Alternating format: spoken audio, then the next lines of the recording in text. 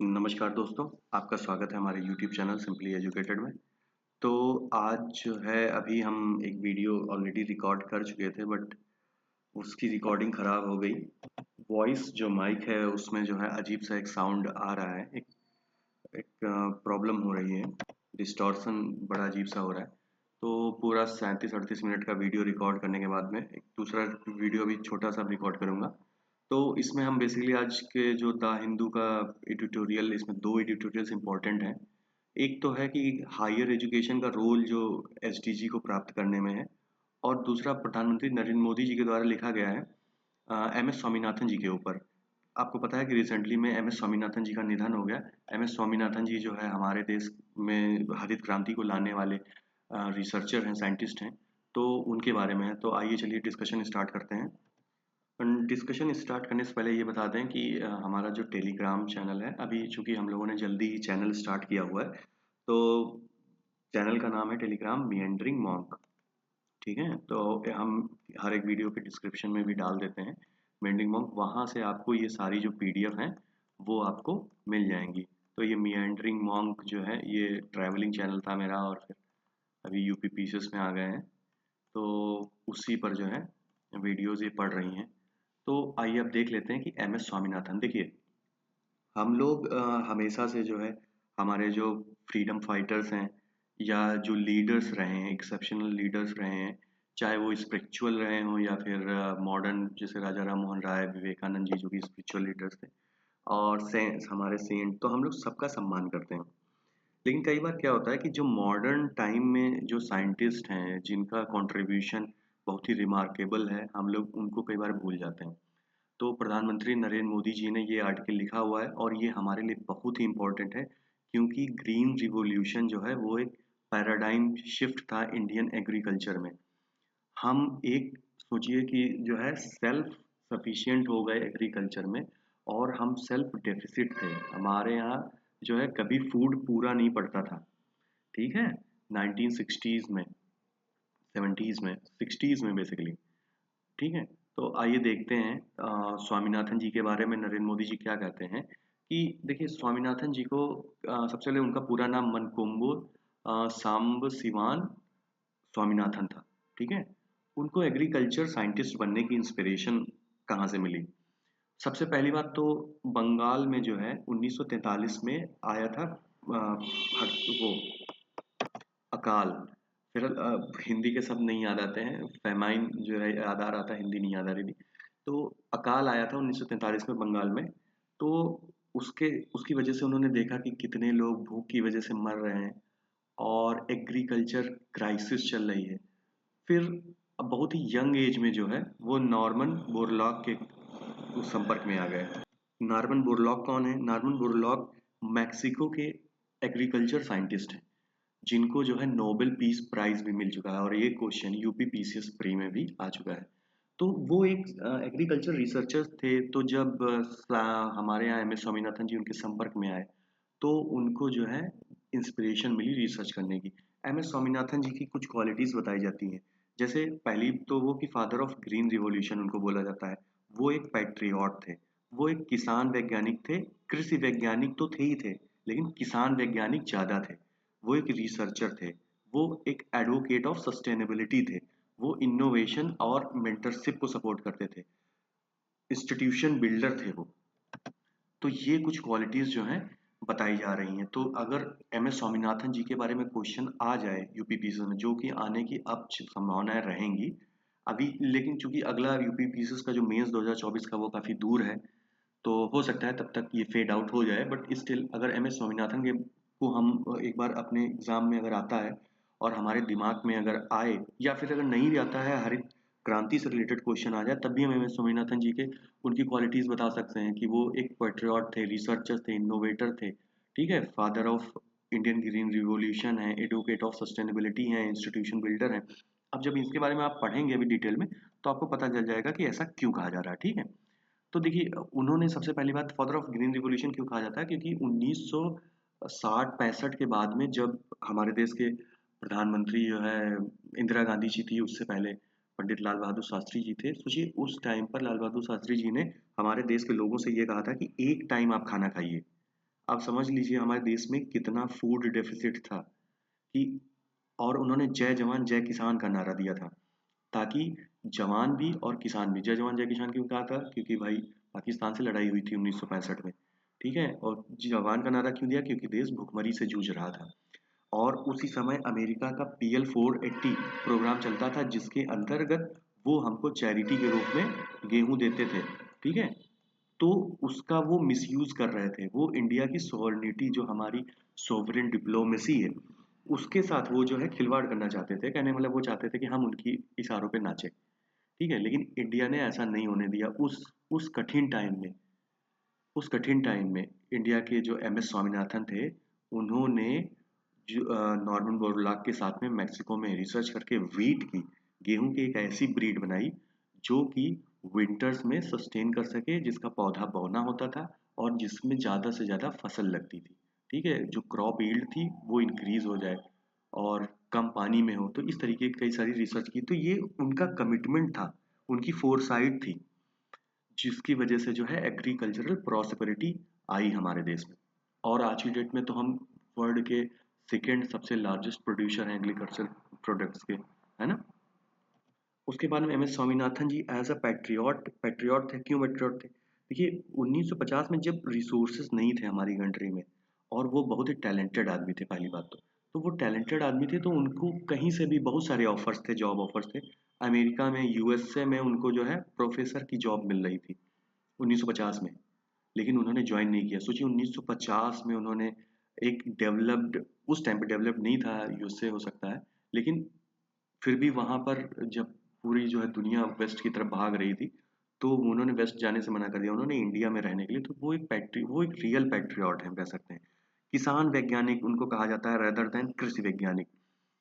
प्रधानमंत्री जी ऐसा क्यों बुलाते हैं, क्योंकि वो कहते हैं कि उनकी रिसर्च में, उनके मनोभाव में किसान था। उनके लिए कृषि से ज़्यादा किसान की प्रॉब्लम्स थी। वो चाहते थे कि रिसर्च एंड इनोवेशन जो है साइंस का, वो स्मॉल फार्मर्स के पास पहुंचे, वो वीमेन फार्मर्स के पास में पहुंचे, ठीक है।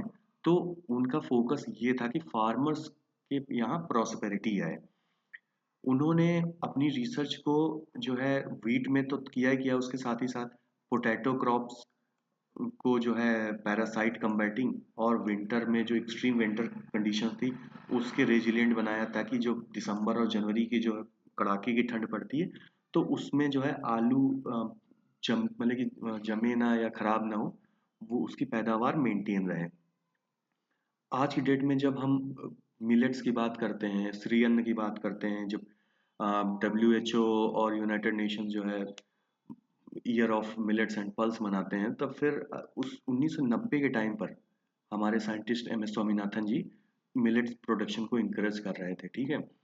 MS स्वामीनाथन जी की रिसर्च और उनका जो एक एटीट्यूड था कि जो लेबोरेटरी में जो काम हो रहा है उसको ग्राउंड पर लेके आया जाए। तो जो ये नैरो गैप था between lab research and its application, उसको उन्होंने फिल किया, ठीक है। तो वो एक ऐसे रिसर्चर थे जो कि प्रैक्टिकलिटी में उन्होंने लैब की रिसर्च को लेके आया, ठीक है। तो इस तरीके से वो एडवोकेट ऑफ सस्टेनेबिलिटी थे। वो सस्टेनेबल एग्रीकल्चर को प्रमोट करते थे। वो जानते थे कि जो ह्यूमन एडवांसमेंट है और इकोलॉजिकल सस्टेनेबिलिटी है वो साथ साथ ही रहेगी, ठीक है। एक बहुत ही डेलिकेट बैलेंस है। अगर आप ह्यूमन एडवांसमेंट में सिर्फ ग्रोथ को लेके आएंगे, डेवलपमेंट को नहीं लाएंगे, GDP पे फोकस करेंगे, आप अपनी इकोनॉमिक और GDP पे नहीं फोकस करेंगे, ठीक है, इकोलॉजिकल GDP पे, कार्बन एमिशन वाली GDP पे नहीं फोकस करेंगे, जिसमें हमने क्वेश्चन कल परसों डिस्कस किया था, तो कोई मतलब नहीं है, ठीक है। मतलब कि हम लोग अनसस्टेनेबल वर्ल्ड की तरफ मूव करेंगे। उसके बाद में इनोवेशन एंड मेंटरशिप, वो इनोवेशन की तो बात हमने कर ही ली। दूसरी बात देखिए, वो इतना डेडिकेशन था, इतना पैशन था उनके अंदर, इतनी फर्मनेस थी किसी चीज को करने की, कि वर्ल्ड फूड प्राइज 1987 में उनको मिला। First would world food prize के रिसिपिएंट थे वो। और उसमें जो भी उनको प्राइज मनी मिली थी, उन्होंने उस प्राइज मनी को non for profit research and innovation foundation, एक इंस्टीट्यूट बनाया। आप समझिए उनका पैशन, उनका कमिटमेंट। और इस रिसर्च इंस्टीट्यूट में उन्होंने बहुत सारे लोगों को रिसर्च एंड इनोवेशन के लिए जो है नर्चर किया और उन्हें इंस्पायर किया लर्निंग और इनोवेशन के लिए। ठीक है, तो ये बात हो गई। उसके बाद में इंस्टीट्यूशन बिल्डर भी थे वो। अब इंस्टीट्यूशन बिल्डर कैसे थे? वो डायरेक्टर थे international rice research institute Manila में। मनीला फिलीपींस में राइस रिसर्च इंस्टीट्यूट है इंटरनेशनल, उसमें वो डायरेक्टर बनाए गए। अच्छा, उनका जो ये वर्क और वहाँ का जो एक्सपीरियंस था, उसके दम पर इंडिया में वाराणसी में 2018 में the south Asia regional centre of international rice research institute बनाया गया। ठीक, तो इंस्टीट्यूशन बिल्डर हम बोल सकते हैं। प्रधानमंत्री जी लिखते हैं कुराल में, कुराल एक साउथ इंडियन जो है बुक है रिटन बाय थिरुवल्लुर, उसमें लिखते हैं कि जो फार्मर है, अच्छा ये इस बात पे प्रधानमंत्री जी ने लिखा था कि जो एम एस स्वामीनाथन जी हैं वो किसान वैज्ञानिक हैं, यानी कि फार्मर साइंटिस्ट हैं, एग्रीकल्चर साइंटिस्ट नहीं है। तो फार्मर क्या होता है? Farmer is a pin that holds the world together because it is farmer who sustains everyone. ठीक है, फार्मर एक ऐसी पिन है जो कि पूरे विश्व को एक साथ जोड़े रखती है, क्योंकि फार्मर ही सब लोगों की जीविका का, सब लोगों के जीवन का सस्टेन सस्टेन करने का साधन है। मतलब कि वही सबको, क्योंकि भाई फूड नहीं होगा तो आप जिंदा नहीं रह सकते हैं। आपके पास पैसा हो, इंफ्रास्ट्रक्चर हो, बिल्डिंग हो, कुछ भी हो, लेकिन खाना नहीं है अगर जमीन में, आपकी धरती में, तो शायद। और ये ग्लोब की बात देखिए, ग्लोबलाइजेशन में क्या है, अभी आप कर सकते हैं आर्ग्यू कि वेस्ट के लोग तो कमा रहे हैं, खा रहे हैं, लेकिन वही है कि जब इंडिया में भी नहीं पैदा हो, कहीं पूरे विश्व में पैदा ही नहीं होगा, तब फिर क्या होगा? अच्छा, अब देखिए जो इनकी फर्मनेस थी उस, और जो डिटर्मिनेशन था कि हमारे देश में एग्रीकल्चर को प्रॉस्परस बनाना है, फार्मर को प्रॉस्परस बनाना है, इनोवेशन लेके आनी है, उनकी इस फर्मनेस पर प्रधानमंत्री जी एक कोट जो है कुराल से चूज करते हैं, वही कुराल जिसको थिरुवल्लुर जी ने लिखा हुआ है कि if those who have planned have firmness, they will attain what they have desired the way they desired. For example, आप यूपीपीसीएस की, हम लोग 2024 को टारगेट करते हुए तैयारी कर रहे हैं, ठीक है, प्रिपरेशन कर रहे हैं, हम भी कर रहे हैं, आप भी कर रहे हैं। ठीक, हमने एक प्लान चेकआउट किया हुआ है, अगर नहीं किया हुआ है तो कर लीजिए। ठीक है, अभी मेंस हुए हैं तो अभी मेंस देके आए, अभी हमने भी प्लान चेकआउट नहीं किया बट करना है। ठीक है, तो एक प्लान आप प्लान कर लीजिए, and have a plan and have firmness, उस पर रिजिड हो जाइए, उसको रिलीजियसली उस प्लान को फॉलो करिए, वही दिन रात उसी प्लान पर चलिए, अडिग हो जाइए, एकदम डिगमगाइए नहीं। तो कहते हैं कि जो लोग ऐसा करते हैं, they will attain they desired. वो जो चाहते हैं, आप यूपी पीसीएस का एग्जाम क्वालिफाई करना चाहते हैं, and the way they desired, और आप एग्जाम ही नहीं क्वालिफाई करना चाहते हैं, आप चाहते हैं कि आप एसडीएम बने, तो आप एसडीएम बनेंगे, डिप्टी एसपी बने, डिप्टी एसपी बनेंगे, आरटीओ चाहते हैं आरटीओ बनेंगे। ठीक, तो जो आप चाहते हैं वो बनेंगे। इंडिया की जो ग्रीन रिवॉल्यूशन थी, वो उसने शो किया कि इंडिया के अंदर कैन डू स्पिरिट है। हमारे हमारे यहाँ बिलियंस ऑफ चैलेंजेस थे, but we have billion of mind with flame of innovation. ठीक है, हमारे यहाँ ऐसे दिमाग, बोले कि बिलियन ऑफ दिमाग हैं, माइंड्स हैं, जिनमें जो है इनोवेशन की अ, ज्वाला जलती रहती है। इस बात के लिए पता है, तो आगे राइटर बोलते हैं वे फॉरवर्ड में कि इंडिया को क्या करना चाहिए। तो India should reform championing the cause of farmers, जो कि हमारे एम एस स्वामीनाथन जी के लिए बताया गया था कि फार्मर्स के लिए हमें क्या करना चाहिए। ठीक है, साइंटिफिक इनोवेशन की जो फ्रूट्स हैं वो एग्रीकल्चर के एक्सपेंशन में काम आए। हमें ऐसी ग्रोथ, सस्टेनेबिलिटी और प्रॉस्पेरिटी इस्टेब्लिश करनी है जो कि आने वाली जनरेशन के लिए भी रहे। तो ये हो गया हमारा आज का पहला टॉपिक। आइए दूसरे टॉपिक को स्टार्ट करते हैं, जो कि हायर एजुकेशन और सस्टेनेबल डेवलपमेंट गोल्स के रिलेशन से है। अब देखिए, हायर एजुकेशन का जो टॉपिक है वो जीएस2 में है, और एसडीजी का जो टॉपिक है वो जीएस3 में है। अच्छा, एसडीजी से इस बार भी एक यूपीपीसीएस में क्वेश्चन आया था, हायर एजुकेशन से तो नहीं आया था, लेकिन एसडीजी से जरूर आया था। ठीक है, तो और एसडीजी को मैंने सारे जो 17 एसडीजी थे उसमें लिख भी दिए थे। क्वेश्चन क्या था, फिलहाल अभी मिल नहीं रहा है, तो लेकिन ये आप मान लीजिए कि एसडीजी से रिलेटेड क्वेश्चन था। ठीक है, यूपीपीसीएस के एग्जाम में। तो देखिए एसडीजी के बारे में क्या है, राइटर सबसे पहले लिखते हैं कि देखिए 17 गोल्स। अच्छा, एसडीजी से पहले एमडीजी थे, मिलेनियन मिलेनियल डेवलपमेंट गोल, जो कि 2015 से पहले थे। ठीक है। फिर 2016 1 जनवरी 2016 से इनको लॉन्च किया गया एसडीजीज को, क्योंकि 2015 लास्ट में ख़त्म हो रहे थे एमडीजी। तो 2012 में यूनाइटेड नेशंस की कॉन्फ्रेंस हुई थी जहाँ पे एसडीजी को जो है इनिशिएट किया गया था। और फिर यूनाइटेड नेशंस द्वारा 2015 में सितंबर में एसडीजी को जो है अप्लाई किया गया, लागू किया गया है।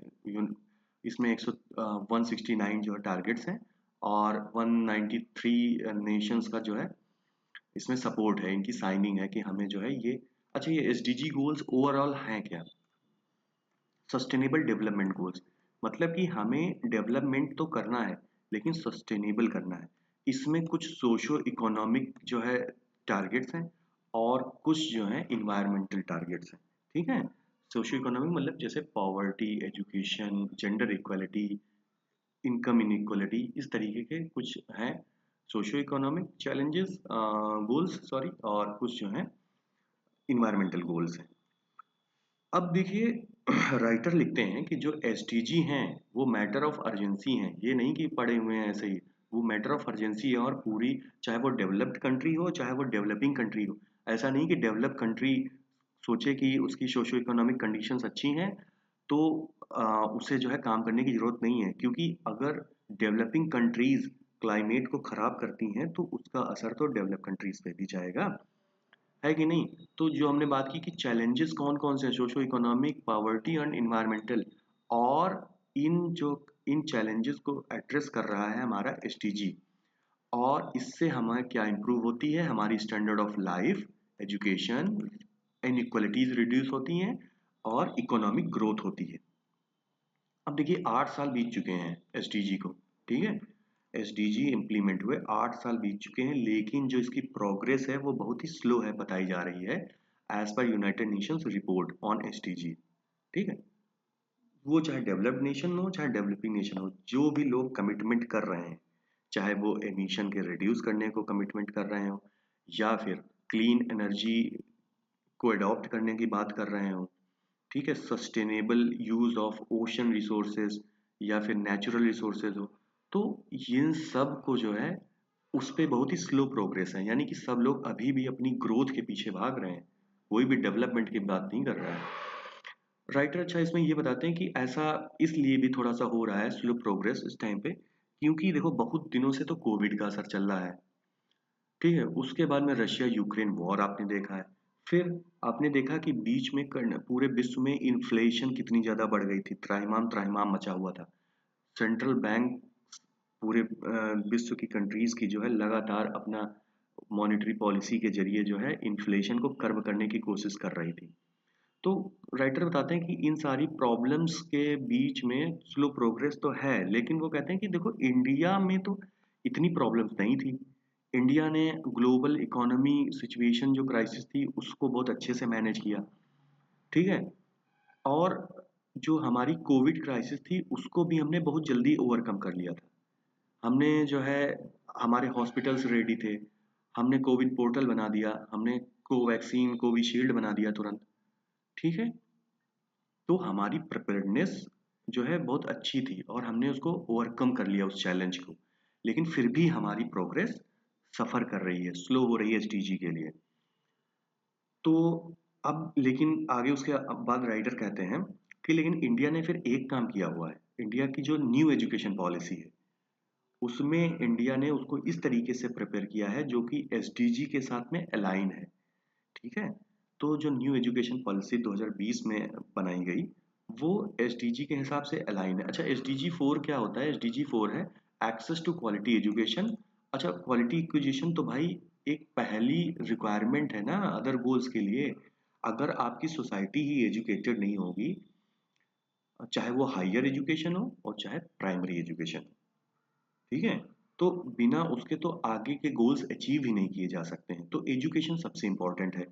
अच्छा, उसमें बताते हैं कि जो न्यू एजुकेशन पॉलिसी है उसमें एजुकेशन में सभी लेवल्स पे चेंजेस किए गए हैं, लेकिन हायर एजुकेशन को प्रायोरिटाइज किया गया है। अब हायर एजुकेशन को प्रायोरिटाइज करने की क्यों जरूरत पड़ी? क्योंकि भैया हायर एजुकेशन से ही जो है एम्प्लॉयबिलिटी स्किल्स डेवलप होती हैं। अगर आपको एम्प्लॉयमेंट चाहिए तो मतलब कि एटलीस्ट हायर एजुकेशन डिग्री होनी ही चाहिए। आज के ज़माने में आपने देखा होगा। कई बार जो है आगे आगे देखते हैं जो हायर एजुकेशन होती है वो इंड्यूस करती है क्रिएटिविटी को और क्रिटिकल थिंकिंग को, एक्सेलरेट्स मोबिलिटी। ठीक है, लोग हायर एजुकेशन को प्राप्त करने के लिए गाँव को छोड़ के शहरों में जाते हैं, छोटे शहरों के लोग बड़े शहरों में जाते हैं, बड़े शहरों के लोग कंट्री में जाते हैं, दूसरी कंट्री में जाते हैं। तो हायर एजुकेशन की देखिए कितनी इंपॉर्टेंस है। तो इसलिए हमें हायर एजुकेशन को प्रायोरिटाइज करना जरूरी है, क्योंकि भाई जो सिटीजन्स हैं देश के वो हायर एजुकेशन करने के बाद में एक ट्रू सिटीजन बन जाते हैं। ठीक है, ये है हमारे सस्टेनेबल डेवलपमेंट गोल्स जो कि रटे होने चाहिए, क्योंकि हर साल पीसीएस प्री में मैच करने के लिए आता है और इस बार भी पीसीएस 2023 में भी आया था कि कौन सा गोल क्या बताता है। ठीक है, तो अब हम देखेंगे कि जो हमारी न्यू एजुकेशन पॉलिसी है वो किस तरीके से जो है एम्पावर कर रही है एसडीजी के पास जाने के लिए। अच्छा, उससे पहले देखते हैं, कहते हैं कि जो ओईसीडी है, organisation of economic cooperation and development, वो कहता है कि जिनके पास में हायर एजुकेशन डिग्री है उनके उनके चांसेस हैं कि उनकी नौकरी जल्दी लगेगी और वो ज़्यादा कमाएंगे भी। ठीक है, they will earn 54% more than the senior secondary जो ग्रेजुएट होंगे उनके। अब हायर एजुकेशन इंप्रूव करने के लिए हमें क्या चाहिए? यूनिवर्सिटीज चाहिए, अच्छी यूनिवर्सिटी चाहिए। और यूनिवर्सिटीज में क्या होना चाहिए? यूनिवर्सिटीज शुड प्रोवाइड, इसमें देखिए मैंने कुछ इनकी जो 4-5 पॉइंट्स थे अलग अलग कर लिए कि यूनिवर्सिटी में इंक्लूसिव एजुकेशन होना चाहिए, रिसर्च एंड टीचिंग के बीच में नेक्सस होना चाहिए, multi disciplinary and inter disciplinary system होना चाहिए एजुकेशन का, एंड वैल्यू बेस्ड एजुकेशन होनी चाहिए। ठीक है, अब देखिए इसमें जैसे पहला पॉइंट है कि इंक्लूसिव एजुकेशन। अब इंक्लूसिव एजुकेशन का मतलब कि education in not in isolation. Inclusive का मतलब एजुकेशन नॉट इन आइसोलेशन, कि अब आपकी सोसाइटी में क्या इश्यूज हैं, जैसे पॉवर्टी है, इनइक्वालिटी है, इलिटरेसी है, जेंडर बायसनेस है, स्किल नहीं है लोगों के पास में, इंडस्ट्री के साथ में कोलेबोरेशन नहीं है एजुकेशन में। ठीक है, हेल्थ के साथ में हेल्थ के फीचर्स को नहीं बताया जा रहा है, अवेयरनेस नहीं है लोगों में। ठीक है, तो इस तरीके की जो हमारी सोसाइटी के इश्यूज हैं वो हमारी हायर एजुकेशन में इंक्लूड होने चाहिए। तो ये बता रहा है राइटर, इसी से देखो हमारे सारे एसडीजी कंप्लीट हो रहे हैं। हमारी एसडीजी 1 कंप्लीट हो रहा है, poverty, prevents hunger SDG 2, supports good health and wellbeing SDG 3, promotes gender equality SDG 5, drive decent work and economic growth SDG 8, and reduce inequality SDG 10। ठीक है, उसके बाद में strengthening research and teaching new nexus. तो देखिए जब तक research का जो नॉलेज होता है, आपको पता है कि रिसर्च के थ्रू जो नॉलेज जनरेट होता है उसकी प्रैक्टिकलिटी होती है और वो नॉलेज सॉलिड होता है। ठीक है, तो रिसर्च और टीचिंग के माध्यम से अगर हम स्टूडेंट्स को पढ़ाएंगे तो वो ज़्यादा बेनिफिटेड होंगे, और फिर क्या होगा, उनके पास ज़्यादा सॉल्यूशंस होंगे प्रॉब्लम्स के। Multidisciplinary and interdisciplinary system universities should provide. ठीक है, यूनिवर्सिटीज शुड प्रोवाइड मल्टीडिसिप्लिनरी। अब एक बंदा ह्यूमैनिटीज का है जो हिस्ट्री ज्योग्राफी पढ़ता है, एक बंदा है जो बायो पढ़ रहा है साइंस में, और एक बंदा है जो सपोज दैट कंप्यूटर साइंस पढ़ रहा है। तो अगर बायो का बंदा कंप्यूटर साइंस पढ़ेगा तो वो हो जाएगा बायोटेक। तो अगर बायो का बंदा साइंस पढ़ेगा, कंप्यूटर की नॉलेज होगी उसको, मैथ्स की नॉलेज होगी उसको, तो वो बंदा बेटर टेक्नोलॉजिकल सॉल्यूशंस बना पाएगा हमारी प्रॉब्लम्स के लिए। समझ रहे हैं? अगर कोई बंदा जियोग्राफी का हो या फिर कोई बंदा इन्वायरमेंट का एक्सपर्ट हो और उसको टेक्नोलॉजी का नॉलेज हो, कोडिंग का नॉलेज हो, ठीक है, इलेक्ट्रॉनिक्स का नॉलेज हो, तो वो ज़्यादा अच्छे सॉल्यूशंस बना पाएगा एनर्जी से रिलेटेड, क्लाइमेट कंजर्वेशन से रिलेटेड, इन्वायरमेंट कंजर्वेशन से रिलेटेड। समझ रहे हैं? तो ये multi disciplinary and interdisciplinary approach होती है। अगर ऐसा किसी स्टूडेंट में होगा तो वो मल्टी टैलेंटेड होगा, और फिर वो जो है रिसर्च करेगा और ऐसे सॉल्यूशंस पाएगा जिससे जो हमारे चैलेंजेस हैं, जैसे अफोर्डेबल एंड क्लीन एनर्जी के, sustainable cities and communities development के, and climate change and global warming के, इसको SDG 7, SDG 11, SDG 13। तो इन इन रिसर्च वाले जो एंगल्स हैं, ठीक है, देखिए इसीलिए इसको जो है इन्होंने रिसर्च में रखा इन SDGs को, और ऊपर ये इंक्लूसिव एजुकेशन में रखे गए थे। तो हर एक जो SDG है उसके लिए एक पर्टिकुलर अप्रोच है जो कि यूनिवर्सिटी को अप्लाई करनी चाहिए इस आर्टिकल के हिसाब से। अब देखिए एक और अगली बात बताते हैं कि university should provide value based education. Value based मतलब कि अगर आप अपने कल्चर को, अपने सोसाइटी में अपने एल्डर्स को अगर आप वैल्यू नहीं दे रहे हो, तो आप फिर वाइल्ड लाइफ को नहीं वैल्यू दोगे, आप जो जो भी हमारे आसपास सराउंडिंग्स हैं उनकी वैल्यू नहीं करोगे, तो लाइफ ऑन लैंड जो कि SDG 15 है, लाइफ ऑन लैंड, उसको आप कैसे इंप्रूव करोगे? तो यही बताया जाता है। तो ये तो बात हो गई कि यूनिवर्सिटी को क्या क्या मेजर्स लेनी चाहिए। तो NEP जो है, नेशनल एजुकेशन पॉलिसी 2020 जो है, वो यूनिवर्सिटी से और कहती है कि सुनो, तुम लोग जो है डे टू डे जो ऑपरेशंस हैं तुम्हारे, उनको तुम अपने ऑपरेशंस को मैप करो SDG के साथ में, कि जो तुम काम कर रहे हो वो क्या SDG के अलाइंड है कि नहीं। ऐसा नहीं कि ऐसे काम कर रहे हो जो अनसस्टेनेबल हो। और NEP ने बोला हुआ है कि हम एक रैंकिंग निकालेंगे, जो भी UGC से कह सकता है या जो भी इंस्टीट्यूट होगा एडमिनिस्ट्रेशन का, कि ranking among the universities according to SDG achievement, कि उनका SDG अचीवमेंट कैसा है यूनिवर्सिटीज का, उसके हिसाब से उनकी रैंकिंग की जाएगी। ठीक है। वे फॉरवर्ड में क्या बताया जाता है? वे फॉरवर्ड में बताया जाता है कि जो यूनिवर्सिटी के स्टेक होल्डर्स हैं, चाहे वो टीचर्स हों, प्रोफेसर्स हों, एडमिनिस्ट्रेटर्स हों, ठीक है, हॉस्टल वाले हों बंदे, स्टूडेंट्स हों, उनके ये होते हैं स्टेक होल्डर्स। तो यूनिवर्सिटी के जो स्टेक होल्डर्स हैं उनको ऐसा एजुकेट और ऐसा उनका ओरिएंटेशन होना चाहिए, ओरिएंटेशन मतलब उनका जो है एटीट्यूड, तो उनको इस तरीके से एजुकेट और उनका ओरिएंटेशन इस तरीके से होना चाहिए कि उनकी सारी जो भी एक्टिविटी हो उससे कोई भी SDG छूटने ना पाए, हमारे सारे SDG अचीव हों। तो इस तरीके की एजुकेशन और ओरिएंटेशन होना चाहिए, और हमें एक साथ काम करना चाहिए, वर्क टुगेदर, हमें शेयरिंग कल्चर होना चाहिए। ठीक है, 56,000 इंस्टीट्यूट बताए जाते हैं करीब हायर एजुकेशन के हमारे देश में। तो जो 56,000 हायर एजुकेशन के इंस्टीट्यूट हैं, इनको एक साथ काम करना पड़ेगा। इसी को कहते हैं हॉलिस्टिक अप्रोच। ठीक है, एक साथ काम करना पड़ेगा। तो अब कल्चर ऑफ शेयरिंग अगर होगी तो हम क्या कर पाएंगे कि सर्विसेज, इंफ्रास्ट्रक्चर, फैसिलिटीज जो है यूनिवर्सिटी में वो एक दूसरे के साथ शेयर कर पाएंगे। ठीक है। अब देखिए हम क्या होता है यूनिवर्सिटीज में रिसर्च फैसिलिटीज हैं, लाइब्रेरीज हैं, ठीक है, कैंपस हैं, ऑडिटोरियम्स हैं। तो इस तरीके से अगर हम किसी दूसरी यूनिवर्सिटी की कोई रिसर्च है और उसके पास वो इंफ्रास्ट्रक्चर नहीं है, तो वो किसी दूसरी यूनिवर्सिटी में जाके वहाँ पे रिसर्च कर सकता है। तो इससे क्या होगा कि इससे ज़्यादा कोलैबोरेशन से हमें ज़्यादा अच्छे सॉल्यूशंस आ पाएंगे।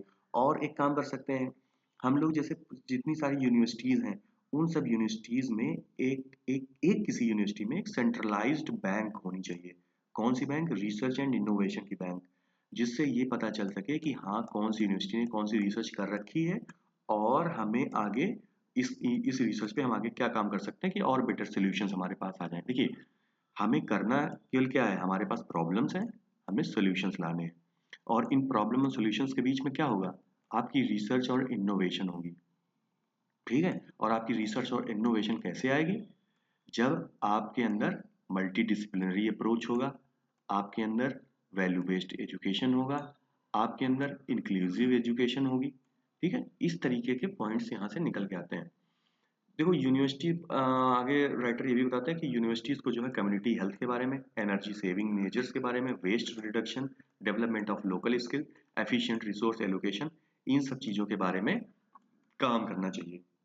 अब देखिए आगे आखिरी में बताया जाता है कि education can not work in isolation, it must be directly integrated with the socio economic development. कहने का मतलब कि अगर हम एक अच्छे समाज की, जिसको हम कहते हैं SDG, ठीक, ऐसे समाज का अगर हम चाहते हैं विकास करना, तो हम आइसोलेशन में एजुकेशन को नहीं रख सकते हैं। ठीक है, सोशो इकोनॉमिक कंडीशंस के साथ में, डेवलपमेंट के साथ में इंटीग्रेट होना जरूरी है एजुकेशन का। फिलहाल इतना ही है आज के 2 एडिटोरियल्स में। इसके पहले वाला जो वीडियो मैंने बनाया था उसमें बहुत ही डिटेल्ड में द हिंदू के कुछ आर्टिकल्स थे और न्यूज़ आर्टिकल्स थे, उनको डिस्कस किया था, लेकिन फिलहाल अब जो दोबारा वही काम करना पड़ा, तो फिलहाल अब वो काम नहीं करेंगे। आज जो है यही 2 एडिटोरियल करके हम छोड़ रहे हैं। आप एसटीजी ज़रूर याद कर लीजिएगा।